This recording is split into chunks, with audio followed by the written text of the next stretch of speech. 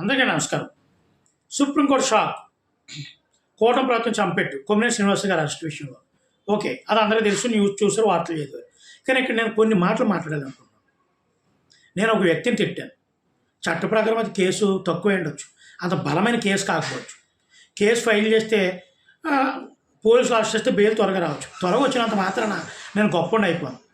ఇక్కడ ఎందుకు నేను మాటలు మాట్లాడుతానంటే, చట్టం, నైతిక విలువలు, వీటి మధ్య ఒక సన్నని పొర ఉంటుందండి. ఒక పొర, సన్నని పొర, ఉల్లిపాయ పొరలా ఉంటుంది. రెండేట్లకి మధ్యన పెద్ద తేడా ఏముండదు. చట్టం ప్రకారం వెళ్ళినప్పుడు త్వరగా బెయిల్ రాకపోవచ్చు, అది అంత శిక్ష కాకపోవచ్చు. కానీ నైతిక విలువలు అనేవి ఉన్నాయి. నైతిక విలువల ప్రకారం ఆ మాట్లాడిన మాటలు, ఆ రోజు కొమ్మినేని శ్రీనివాస్ గారు ఏమీ మాట్లాడలేదు కానీ చాలామంది అంటారు. కానీ సపోర్ట్ చేస్తూ, నవ్వుతూ, వెకిలిగా దాన్ని సపోర్ట్ చేస్తూ అలా మాట్లాడకూడదేమని ఒక చిన్న మాట మాట్లాడిన విధానం అతని యొక్క నైతిక విలువలు, అతని యొక్క క్యారెక్టర్ని చూసేస్తుంది.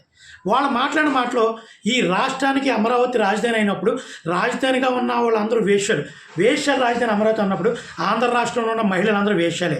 అందులో అన్నవాడు భార్య ఉంటుంది, పెళ్ళం ఉంటుంది, కూతురు ఉంటుంది, చెల్లి ఉంటుంది, తల్లి ఉంటుంది. లేకపోతే దాన్ని సపోర్ట్ చేసిన వాళ్ళు, ఆ టీవీలో ఉన్న యాజమాన్యానికి అని దాన్ని సపోర్ట్ చేస్తూ జబ్బలు చరుచుకున్న వాళ్ళు, అబ్బాయి వాడు తప్పు మాట్లాడలేదు, అక్రంగా అరెస్ట్ చేస్తున్నారు అన్నవాళ్ళ యొక్క భార్యలు, పెళ్ళలు, నా పెళ్ళం, నా భార్య, నా బిడ్డలు కూడా అందరూ ఉంటారు. అందులో వాళ్ళందరూ వేశ్యల కింద లెక్క. దాన్ని మీరు ఒప్పుకుంటున్నారా? అది నైతిక విలువలోకి రాదా? చట్టం ప్రకారం ఈరోజు బెయిల్ వచ్చేదని జబ్బలు సెర్చ్ చేసుకుని అక్రంగా అరెస్ట్ చేశారు, కూటమి చంపబెట్టి అని బుద్ధులేని మాటలు మాట్లాడుతున్నారా? అందరూ వేశ్యలా? మీరు ఒప్పుకుంటున్నారా? ఒకసారి ఆలోచించండి. నైతిక విలువలు కోల్పోతున్నాం. ఒక వ్యక్తిని తిట్టడం వేరు, వ్యవస్థను మొత్తం తిట్టారు.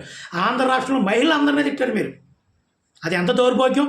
అంత సీనియర్ జర్నలిస్ట్ 70 సంవత్సరాలు అరెస్ట్ చేశారంటున్నారు. మీరు 70 సంవత్సరాల్లోని మహిళ యశపట్ నేనైతే ఫేస్బుక్లో పోస్ట్ పెట్టిందని అరెస్ట్ చేయలేదా?